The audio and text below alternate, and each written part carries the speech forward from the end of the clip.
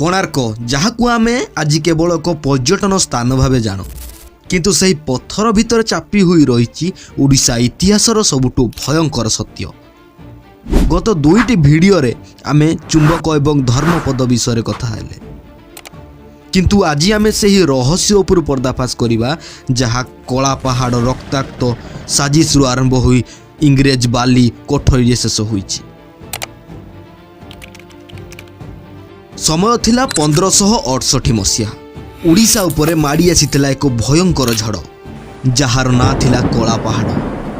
बंधुगण आपण जानिले आश्चर्य होबे जे कलापहाड़ कोनोसी बाहर शत्रु नथिला, से थिला बंग सुल्तान सेनापति कलाचंद राय जिए केबे गजपति मुकुंद देवंक सेनापति थिले। इतिहास कुहे एक भयंकर साजिश एवं अपमानर प्रतिशोध नवा पई से प्रतिशुद्ध परायण होई ओडिशा आक्रमण कला। से कोणार्कर सही दिव्य मूर्ति गुड़ी को निज हाथ में खंड विखंड करदेला। से दिन ठारू कोणार्कर गौरव मौलिबाकु लागिला एवं मंदिर रे पूजा सबुदिन पई बंद होई गला। आक्रमण परे मंदिर धीरे धीरे भुसुड़ीबाकु लागिला। आउ आसिला 1903 मसीहा। मंदिरर अवस्था एते खराब थिला जे एहा जेकोनसी मुहूर्त रे भी माटी रे मिसी जाई थांता।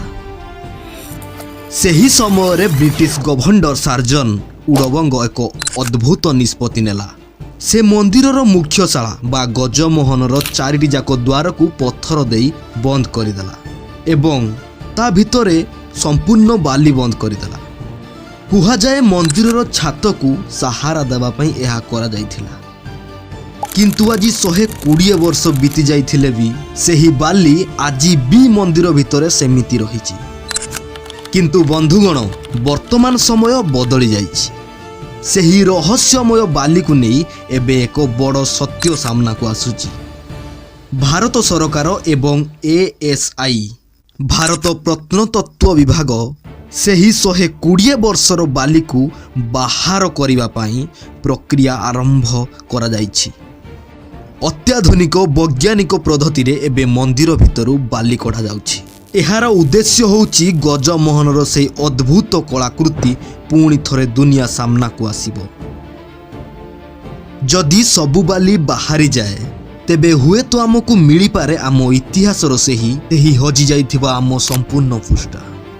कोणार्क केवल पत्थर गदा नुहे, एहा आम ओडिया जातिर स्वाभिमान एवं गौरव। एहा आमको मने पकाई दिए जे आमे सेही वीर शिल्पींको वंशधर जेउ माने पत्थर रे जीवन देई पारिछंती।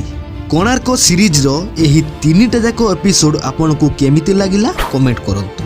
आम ओडिशार एही महान ऐतिहासिक को सारा दुनिया पाखरे पहुंचाइबा पई वीडियो को गर्वर सह शेयर करंतु।